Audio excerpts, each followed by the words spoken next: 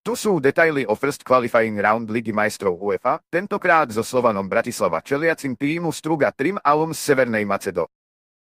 Pozrieme sa na European rekord Slovana Bratislava v UEFA súťažiach, kde tým snaží sa opakovať minuloročnú kampaň, keď sa dostal až do Third Qualifying Round, alebo rok 2015, keď skončil v play-off. Podľa rebríčka klubov UEFA je Slovan Bratislava momentálne na 61. mieste. Je to najlepší slovenský klub v tejto tabuľke.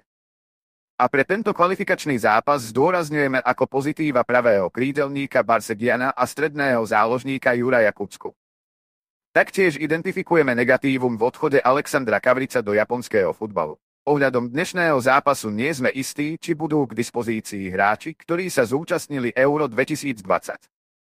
V tejto situácii, s vedomím možnosti postupu, dnes Slovan Bratislava nastúpi s brankárom Milanom Borianom, obrancami Blackmanom, Bajriom, Kašiom, Vimerom a Marcelim, záložníkmi Tigranom Barsegianom, Kyriakosom Sauvidisom, Markom Toliom a Vladimírom Bajsom a útočníkom Davidom Stravcom.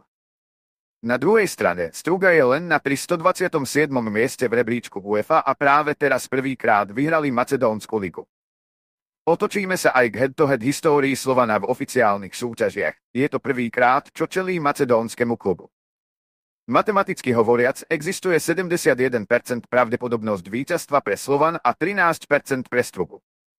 Buďte pozorní aj na čas a prenos, zápas začína o 19. hodine podľa slovenského času, naživo na Nova Sport.